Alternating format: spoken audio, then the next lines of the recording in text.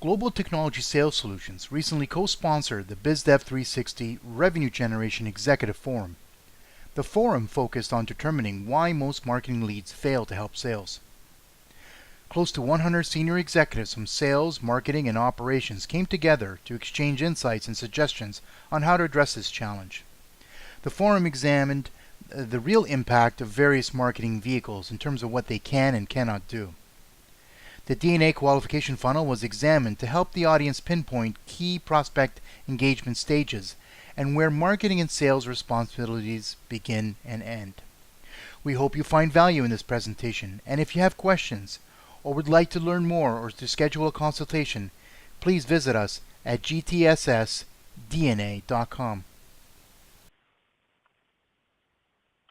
Greetings, everybody, and welcome to BizDev360's Revenue Generation Leadership Forum. I'm Peter Strokob. I'm the CEO of Peter Strokob Consulting. I'm one of the hosts of this forum, and I'm talking to you from Sydney in Australia, where it's already Thursday, the 7th of February, so I'm kind of talking to you from the future. And my co-presenter is Sam. Yes, and calling in from Toronto. Good afternoon, everyone. This is Sam O'Mani. I'm the Chief Revenue Officer of Global Technology Sales Solutions. Welcome, everyone. Yes, and Sam and I wanted to give you a little background on BizDev360 before we dive into what we expect and we hope will be a lively discussion today. So we'd like to keep it interactive and want to make sure that you get the most from this webinar as possible. So please do type in your questions, do type in your responses, and we'd like to hear from you as well, because it's not just us talking to you, it's about you sharing your experiences with each other as well. Now, we launched this forum to provide executives like yourselves a platform where we can come together to exchange insights and ideas on the topics that affect your revenue generation. It is for anyone that's concerned about driving revenue from roles in marketing and sales and operations, and of course for business owners. And frankly, it is about you and about your success. And all of you will have the opportunity to contribute throughout the dialogue and walk away afterwards with the collective value that we all produce together in this forum, hence interactive. Make it interactive, talk to us, we'll talk to you, and we'll share the experiences and we'll all learn from each other. Again, this forum is for you. It's meant to be highly interactive, and we want to produce value to everybody who participates. You have three opportunities where you can contribute to your insights. First, you would have received a pre-forum questionnaire from us that allowed you to input your views and concerns and challenges into this topic before we even started today's webinar. Secondly, during the live session today, we can discuss together what our peers have shared, what your peers have shared, and the insights that we got from that. And then, of course, within the forum, we have the opportunity to explore that as well. And then after the forum, we will give you a post-forum questionnaire and a report that will summarize what we came up with in the forum today. So you get kind of three lots of value from the one webinar. Isn't that fantastic? So we encourage you highly to contribute your opinions via the Ask a Question field on the bottom of your screen at any time throughout this webinar today. Now, we have close to 100 participants, so it should be a fairly lively discussion. Don't be shy. Go and contribute.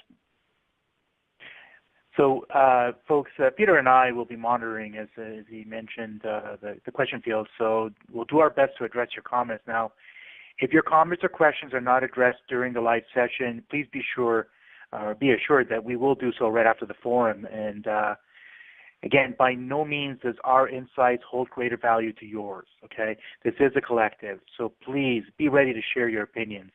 Again, this is an opportunity for all of us to kind of gather as peers to hammer out these ideas that around these areas that affect revenue generation. Yes, and it's all about revenue generation. And our focus today is on understanding why most marketing leads fail to help sales.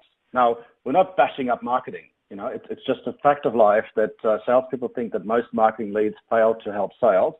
And we want to help you both, sales and marketing, to do a better job and to help each other to be successful, frankly.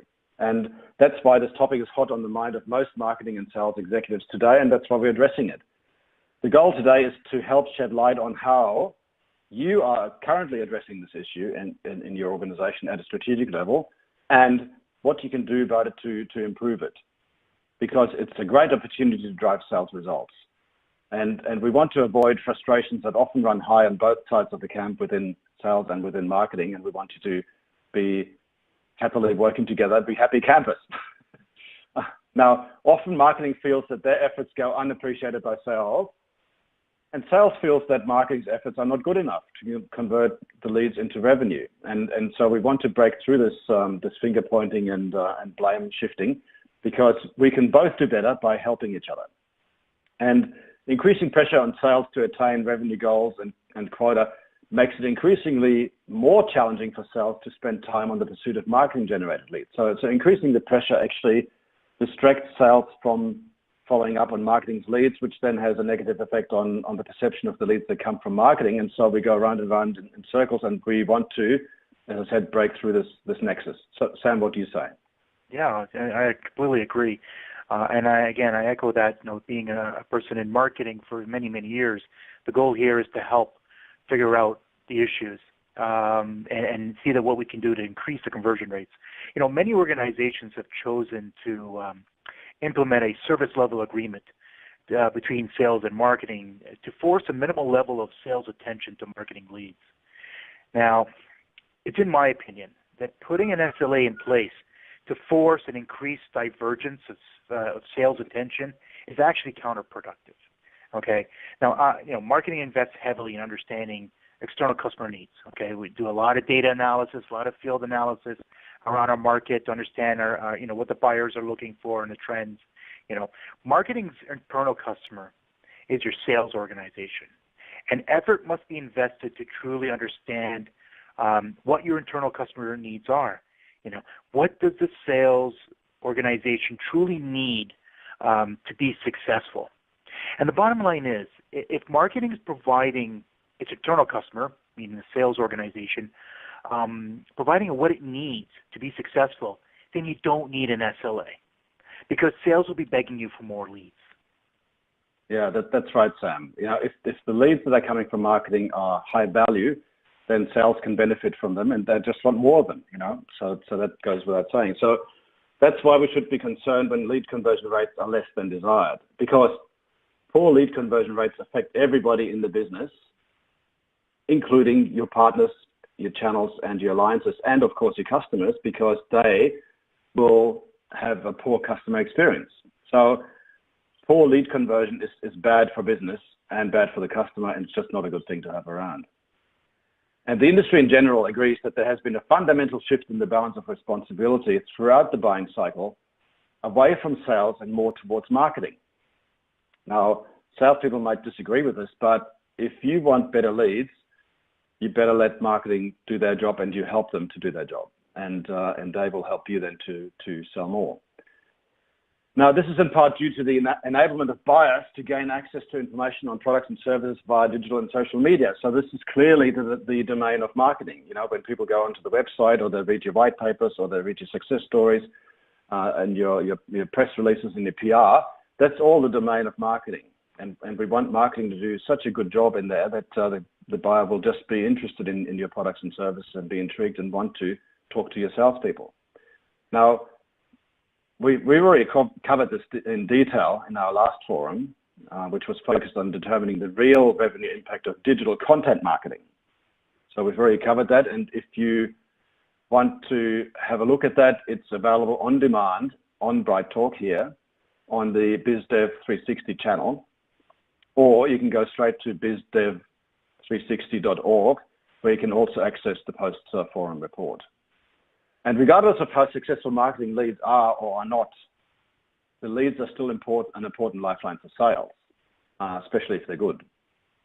And as I said before, doubtlessly both sides stand to benefit from dramatically increased conversion rates of marketing qualified leads, and so do your customers, by the way. And so this is a really nice circle of collaboration where everybody wins. The sales people win, the marketing team wins, and the customer wins as well. So particularly in challenging times like we're experiencing right now, when we are surrounded by economic uncertainty, it's often not unusual that marketing takes the first hit in terms of budget cuts, which to me is a bit crazy, because it means you can generate fewer leads, and it means that your business will suffer from from lack of leads, and therefore will not reach the sales target. So it's actually, in my mind, the wrong place to save on. But that's the knee-jerk reaction that we see from a lot of organizations. Now, in this forum today, we aim to help you to understand what is needed to turn that ship around and get it sailing in the right direction again. Because the threat of marketing budget being cut can be greatly reduced when marketing can clearly show revenue against the spend, and when it can align it with the achievement of revenue generation goals. And really, this should be something that everybody can benefit from here. Now, how has this affected the customer experience, and what impact has it had on the sales funnel? In this forum together, we can begin the process of understanding why most marketing leads fail to help sales, and what strategies can be implemented to help address this challenge. Sam, what do you say? Well, yeah, I completely agree, Peter. I'm sure a lot of you watch, some of these business shows on TV. CNBC recently had mentioned that 80% of CFOs from their survey see economic uncertainty over the horizon. Okay, so I'm not going to pretend to somehow know the future, but I have to agree. And here's the thing: with a downturn in the economy looming, there's now an added urgency to achieve increased conversion rates from marketing generated leads. Again, as Peter mentioned during our last forum, we outlined the weighted revenue attribution model that's provided by Global Technology Sales Solutions, which basically enables marketing to lay uncontested claims to sales revenue. And again, as Peter mentioned, this is available to you free on demand, both here on BrightTalk's platform as well as on BizDev360.org.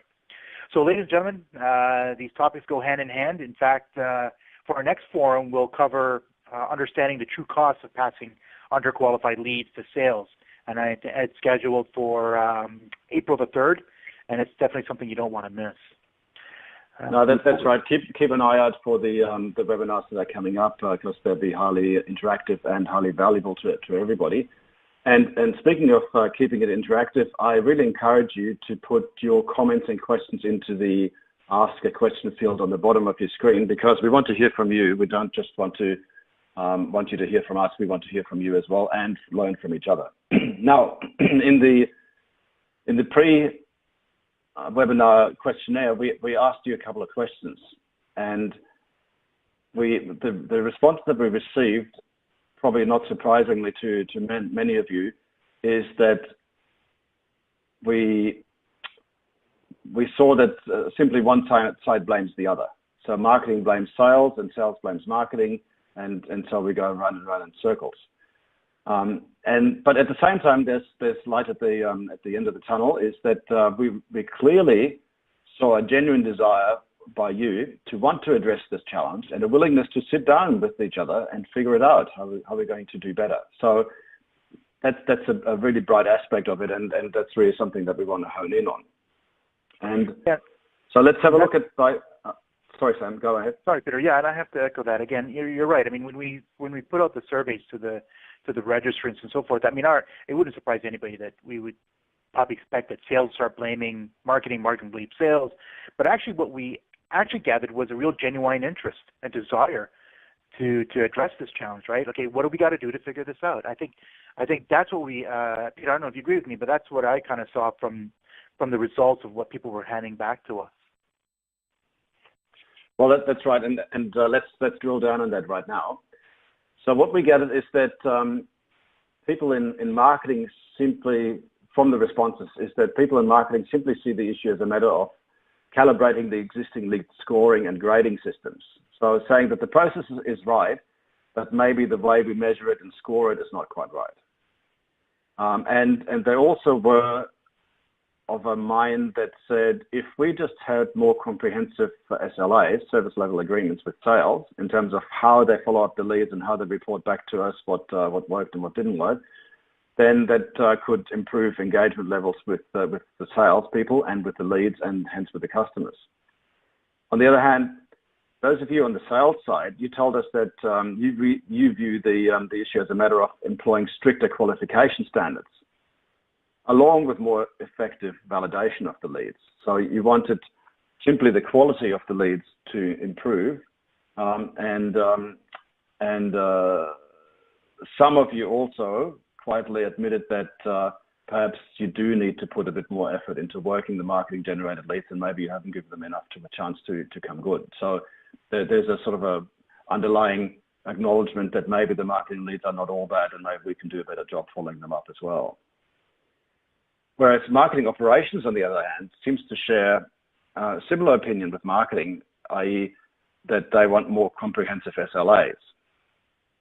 What was interesting, what stuck out to Sam and myself, is none of you threw into question the methods or the techniques that you use to produce the marketing leads. It was all about how can we measure it better, not how can we do better at creating them in the first place.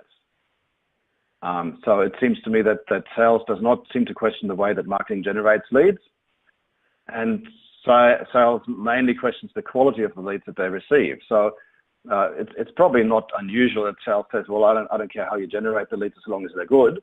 But even marketers didn't really question the way that they generated the leads and said, can we do better perhaps in finding the leads in the first place rather than having better SLAs and scoring standards. So that was really interesting to us.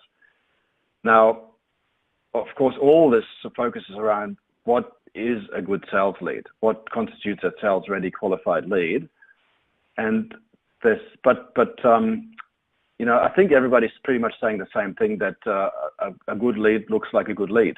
Yeah, surprise. And nearly everybody in the pre-survey, pre-event survey said that qualification guidelines, budget, authority, need, and timeframes are the basic requirements for a qualified lead. So this is the old band, you know, the old criteria for saying what actually is a good lead. Now, some of you wanted more advanced standards than that, and some said they wanted it related to behavior, how prospects interacted with the digital content and social media online, and that perhaps the buyer's intent was another criteria for qualifying the sales lead. So not, in other words, just did they interact with our content, yes or no, but also what were they trying to achieve by interacting with our content. So some of you wanted to drill down a bit deeper on that.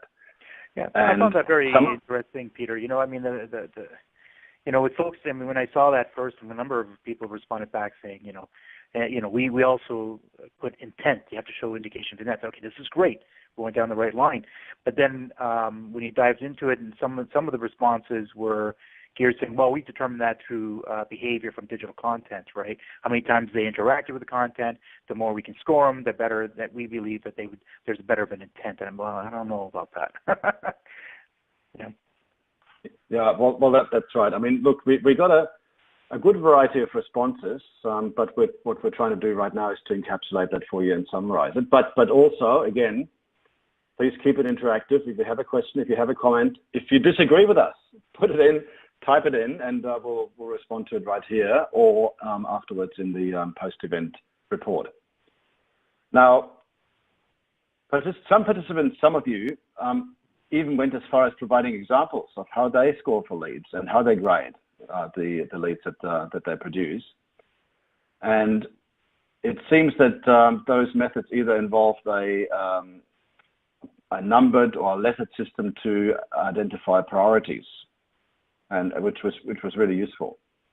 And therefore you then get an increased level of qualification around, you know, maybe the four basic elements of budget, authority, need, and time frame, so BANT or BANT, or something a bit more complex like the intent we talked about earlier. But what didn't surprise us was that the progression of lead grades is mainly tied to timeframes.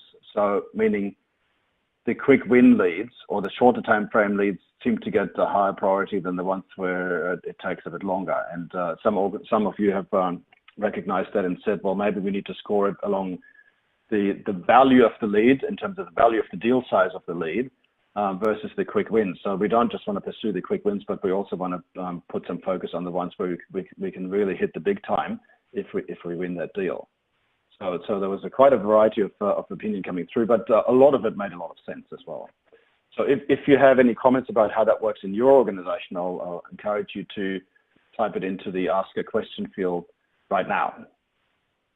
Now, slide number 6, we asked a question of who bears the bulk of responsibility for conversion rates? Is it marketing or sales? And really the answer is both. You know, the participants in the marketing positions told us that in general, marketing's position is that as long as the opportunity meets the basic guidelines of qualifications that were agreed on with sales, the responsibility for following them up squarely lies with sales. So kind of a little bit like, you know, we've done our job, over to you now. That seems to be the prevailing attitude amongst the marketing people, whereas marketing operations agrees with that, seems to agree with that overall as well, which is not unusual because marketing operations or sales operations often reports into marketing, sometimes reports into sales, so it depends on the organization. But what people in sales have told us is that you want more leads and they must meet the minimal qualification standard. So they must be of a minimal quality, otherwise you just don't have the time or the inclination to follow them up. And that salespeople don't want to be held responsibility for the success of marketing campaigns. So again, we're firmly ensconced in our silos here. It's not the ideal situation where we say, well, nothing to do with us. My personal philosophy, Sam, is that sales and marketing should work hand in glove together, and sales helps marketing to do a better job, and marketing helps sales to be more successful, and everybody wins, including the customer who, by virtue of the fact, will experience a better customer experience. And so it's not surprising that some of you noted frustrations with the SLAs because you're not happy with the quality of the leads that you're receiving from marketing. So there's probably a bit of work to be done on the methods of how we generate leads, the definition of what a real qualified lead looks like, and how they're being followed up so that we actually give the lead a chance to come good and be successful. Sam. Yeah, I agree. You know, and again, and the frustration with the SLAs, I think, is that from what I gather from the feedback, again, and I have to agree, is that it requires you to put more effort on each marketing opportunity that's received, regardless of your perception of the quality of it. So, you know, you got to follow up with all of them. Everyone's got to get the same brush of paint, and it just doesn't make sense, right? So I understand that frustration. Folks, you know, the old saying, and it hasn't changed, you know, people buy from people they trust. And companies buy from vendors who employ people they trust. So to do business in this day and age, you must become a trusted advisor. I think that surprises no one here. So popular thinking in the digital marketing arena follows the argument that if you know your buyer's persona, then you can cater your content around them individually. It also follows that by ensuring the individual buyer's experience is full of relevant content, that will lead to more impressions, click-throughs, and eventually marketing qualified leads. And yes, that's true. And the argument also suggests that marketing leads to be further qualified, need to be further qualified basically with a telesales type engagement to kind of validate the interest as a need and to gather, you know, basically the same thing, the budget, time frame, details. Therefore, producing basically what we commonly refer to as a sales qualified lead. This is what is most popularized, and you hear that again, that kind of process in what is commonly termed around account-based marketing, or ABM. In theory, through numerous interactions like this, sales then can go into their CRM and associate these various leads and engage the company. Now, I want you to think about this for a moment. How do these various singular engagements within a target account become collectively associated? You got all these leads coming in, pumping into the CRM from marketing, a deal for this, a particular opportunity for this, a particular opportunity for that other technology, perhaps an interest in some area or some service or valued, or a need. But because these are going in singularly, the assumption here is that sales is somehow building a collective engagement around the account. And in reality, what's happening is each lead in its own right is being processed, okay? And with most popular and common ABM approaches, the expectation is that on sales to begin that collective engagement. Now, we know that most enterprise sales decisions involve at least 6 influencers, maybe even more. And a lot of you in sales will probably agree and say, you know what, I've had encountered in my last deals more than that, significantly more. Now, to further complicate it, depending on the predetermined opportunity type or the solution of possible interest, the various opportunities or leads can be fed to different sales teams who are divided by business units. Okay, and sometimes those business units do not work together, right? So when marketing receives or delivers a sales qualified lead to sales using this methodology, the sales rep only has a small piece of details needed to for successful engagement, basically. In fact, most engagements with sales qualified leads will be at a serious disadvantage because of their singular approach that doesn't really provide the sales rep the complete context of the opportunity within the organizational level. So in other words, the sales rep is pretty well going nearly blind with limited peripheral vision of how this person or this lead fits within the decision-making circles around, the kind of the company and the company overall strategy or situation. And most common ABM processes are like fishing with spears rather than nets. Okay, and I want to make it clear that what I've seen from my 20 years experience in working with enterprise organizations is that if you ask marketing to define what constitutes an effective ABM strategy, well, you know what? It's going to be different than what sales will define it. When sales initiate their own, kind of their own sales proactive target account strategy, a professional sales executive will do their own account level discovery. Okay, I mean the only limitation is when a sales rep is really put in a distinct business unit and is only focused on opportunities that they get rewarded for. Okay, but outside of that, for the most part, they have a more holistic approach to penetrating a key target account, or at least they should be. Now, this singular approach to ABM or account-based marketing is one of the reasons that the results tend to hover at about 2% on average for MQLs or marketing qualified leads resulting in close win status. It's not the only reason, and we're going to address that in a moment here as well. So let's turn our attention to trying to truly assess what various marketing vehicles can and cannot do. Let's start at looking at social media. Social media is a powerful marketing tool. It has enabled the buyer to gain direct access to virtually any piece of information they need, in doing the research for possible solutions. It's amazing, okay, where we've come today and what's available.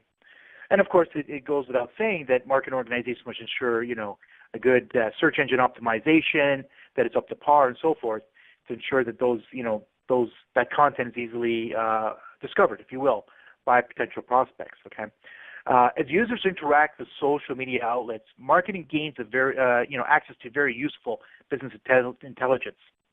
Now, when you couple it basically with powerful predictive analytics, marketing has a very powerful tool to gauge potential opportunities via persona behavior or interactions. In an aggregate or on a global scale, human and buyer behavior online can be assessed with powerful business intelligence solutions that can help in targeting interactions with prospects in a more meaningful way. I mean, it really is truly exciting stuff, okay? The future with AI, artificial intelligence will probably enable marketing organizations to basically tap into a global consciousness of trillions of interactions that help to calibrate and enhance the effectiveness of marketing collateral or digital content. Now, overall, these two powerful marketing elements enable what is commonly referred to as bluebird prospects to do their own self-study or self-qualification. Now, who are bluebirds? These are folks that come on their own right and do their own homework and perceive that they have a need or a problem, and they do their own research, okay? So it's important to be able to make that content available to them. Now, before you run out and think that digital and social marketing will do it all, think again, okay? These two powerful marketing vehicles account for about 2% of the total addressable market of opportunities that funnel into sales on average. Some companies have higher experience, some have less, okay? But when you put that 2% average against the average attrition rates of customers that you will lose to competition, then you'll quickly see that relying on these two vehicles alone is a dangerous proposition, okay? Nevertheless, it's truly both a very exciting time and an unsettling time over the horizon. Now, events and seminars, they add a human-to-human social environment by which buyers and sellers can discuss possible solutions, okay? You got the buyers who are able to get closer to potential solutions and get answers from product specialists, okay? They can touch and feel the products and so forth. Telemarketing, as it is most commonly leveraged today, with friendly voices asking questions, geared to quickly qualify a prospect's interest, comes at more risk of a negative customer experience than with any benefit to bottom line revenues.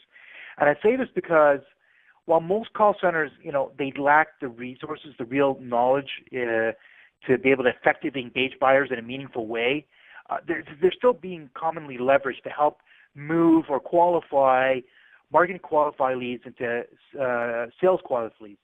Again, this problematic singular approach will result with most leads failing to help sales. Why?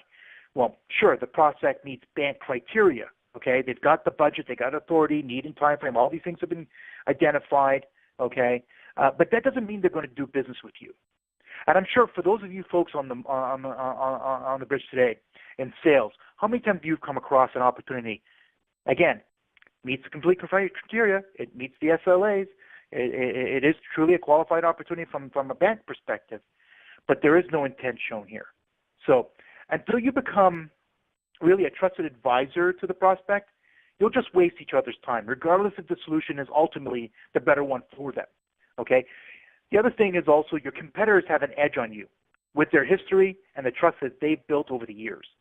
That is why whenever you see a lead from an event or telemarketing or social media come in and it actually results in a closed win, then you can know that that's just a bluebird lead, okay? In other words, the buyer's already done their homework, and they just happen to interact with your marketing vehicle. It can be whether it's an event or what have you. Again, this is why only a small portion of leads close, because only a small portion are bluebirds, okay? I mean, the rest, although they're bank qualified, they do not have the trusted advisor status to be able to convert the need into an opportunity. And none of these marketing vehicles will help build you into a trusted advisor position that will basically enable you to overtake an embedded competitor who does have the buyer's trust. Okay, it's a very important point there. We've all read and heard plenty about the buyer's journey and how digital marketing has helped reshape the journey in a way that customers prefer. Well, certainly. I look, for example, at with B2C examples, okay, business to consumers. There's plentiful. I mean, you take Amazon, for example, and how it's overtaken the retail experience, okay? It's really changed it. However, in the B2B space, okay, we're pressed to find real examples that are not simply the funneling of bluebirds, okay, where you see results. Show us the proof through these singular approaches that you can gain a valuable position effective enough to gain business out of target accounts that are basically doing the lion's share of business with your competitors. They simply don't. And the reliance is on sales to do that, which is why I can't blame sales, again, for the folks on the phone, that sales tends to cherry pick which leads they want to invest time into, because each engagement is time taken away from their own proactive pursuits. So, resolving this issue is important, and it's a source of frustration for all players. I mean, marketing, sales, and you know what? The buyers too. Yeah, exactly, Sam. This is what I say as well, that everybody wins if sales and marketing work together. So it's the salespeople do a better job and they close more leads. The marketing people will have sales say nice things about them, so they get validated, and like I said, the customer experience will be much more consistent and pleasant, even as they move from initially doing their research online and then moving into a face-to-face conversation with a seller. That the messaging, the experience, and the customer expectations are aligned and are consistent. So we now know what digital marketing and marketing vehicles in general can truly do, and the success rate of those, generally speaking, in the marketplace. But what they don't do is to convey to the seller, who will inevitably follow up on these leads, an intimate knowledge of what is needed to forge a relationship with the buyer in a truly strategic way. You know, it's just a lead. It's probably, you know, a name, an email address, and they've downloaded this content. And that doesn't really tell the seller enough about what the need of the buyer is and who they are and talking to and what their pain points are and whether they're decision maker, influencer, or gatekeeper. And so sales really goes in sort of half blind in following up these leads, and no wonder they don't really like doing it. So that's just from a human perspective. But for those of you on the call, you've probably heard the term situational alignment. And situational alignment is basically your goal to align your solution to your buyer's needs, and do that by using a language that is not yours, but is your buyer's. And this is designed to have your buyer perceive your solution as the only truly viable one to address their specific challenges. So that means it's got to be bespoke to their needs, which then requires that you understand the needs of the customer. So just a basic lead is not going to give you that information and doesn't earn you the right to have that conversation with the customer just off the bat. So you ideally would get more background so that you as a salesperson can have a meaningful conversation with the buyer right from the start.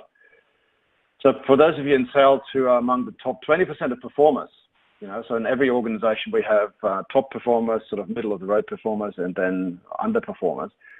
And typically it's the top 20% of salespeople that are in the top league. And those of you who are involved in complex B2B sales, please, we would love to hear from you, your take on what was just said about the difficulty of engaging the buyer from a, you know, coldish to lukewarm lead coming from marketing, right? So really want to hear from you. Please type it in now into the Ask a Question field on the bottom of your screen. We want to hear from you on your take on what we just said about the leads. So please type your comments in now. Sam. Yeah. So now we've all seen versions of the sales funnel. Now this one's taken from Global Technology Sales Solutions, and it outlines 5 stages of qualification that will be needed to successfully gain revenue traction within a complex business-to-business environment. And you'll probably notice right off the bat, looking on the right-hand side, that the first 3 stages are clearly led by marketing. So let's examine each of these stages. Now, the first stage is where modern digital content marketing, backed by powerful predictive analytics, comes into play to help generate awareness and impressions and hopefully some marketing qualified leads. Now, while marketing leads are important, the real value at this stage is to help marketing organizations identify their ideal target accounts or ideal customers. Now, through demographic and behavioral intelligence, you should be able to determine with accuracy as to who is your ideal buyer persona. Okay, and we all know, we know that pummeling prospects with content will never help you build rapport. In fact, we know that doing so can have a negative effect on your bottom line. As prospects, get invaded with content and then end up eventually opting out of communications with you. Okay, and I've seen that with clients, where, we had what looked like phenomenal reports on impressions and click-throughs and marketing KPIs. But then we took a look from an operational perspective, looked at the size of the database was actually shrinking in terms of the addressable audience because people were opting out. So that's a danger, folks. If you're getting pluses on the impressions, but you're hemorrhaging on another side of it, not a good thing. Okay. Now, the only way to establish rapport and to gain insights that go beyond what predictive business intelligence will offer you is to pick up the phone and talk to everyone that can bear any influence on doing business with your company. That means both business line and technical contacts, okay, or people that deal with, the products directly. Now, yes, you heard me right. Pick up the phone and actually call your prospects. Now, for marketing-led outreaches, I recommend as a best practice to advance your call attempts with an email, letting them know you're interested in speaking with them. Now, don't expect a response for the most part, okay? Only a very small fraction will ever respond to an unsolicited email from anyone they don't know. Nevertheless, we recommend that you do so, okay? And then call them. It may take weeks of attempts at varying times to finally get them to answer your call. Now, for sales-led engagements, forget the email. Just call the prospects after you've done your homework on the account. I don't know, Peter, I guess you would agree with me on that statement, would you? Well, look, I'll come back to what we said about people buy from people, and you just can't convey a personality in an email, really. You can put all the emojis in there that you like. It's not going to be the same as hearing their voice. And I'll just tell you quickly the story of a sales leader here in Australia who was frustrated with their salespeople all trying to do selling on social media and through emails. And she said at one of the sales meetings, she said, "Wouldn't it be nice if you had a tool where you could actually hear in the voice of the customer what their emotional state is, what they're really thinking, and how they're feeling about what you're telling them?" And they all said, "Yeah, that would be great." And she said, "It's called the phone." She said, use it more. Just talk to your customers. Don't just send them an email.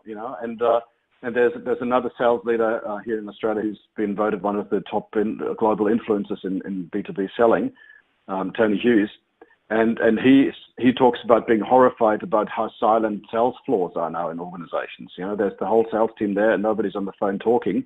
They're all sending emails or engaging on social media, and he says it's really cutting yourself short in terms of your success by not picking up the phone and talking to the customers and to the prospects. So you're absolutely right, Sam.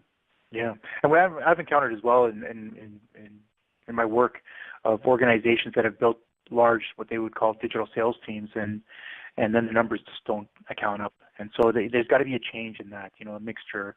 You got to pick up the phone. Now, the only thing you should be advancing on your initial call with these contacts. Now, again, I'm speaking to you if you're coming in from marketing and you've done an outbound campaign from inside sales, or you've got a good select team. On your initial call with these contacts, the only thing you should be advancing is your organization's interest in building and expanding a relationship with their organization, and knowing that it is based on value, and that you would appreciate their insights. How and what you say is probably beyond the scope of this webinar, but perhaps in the future, I don't know, Peter, maybe we can do a forum on best practices for sales. Once numerous key contacts are engaged and insights are gained, you're able to assess what buyer needs your organization can address and what you frankly can't. And this is what I call discovery level engagement. Okay, leading with those needs, you can then address the next level of marketing lead engagement that involves a deeper dive into the targeted organization or engaging people with direct roles in the initiatives. This is what I call opportunity level engagement. Okay, now by gaining deeper insights into your organization's needs, you should be able to build a good model or outline of the decision-making circles involved in the initiatives, including who are the power influencers and key stakeholders.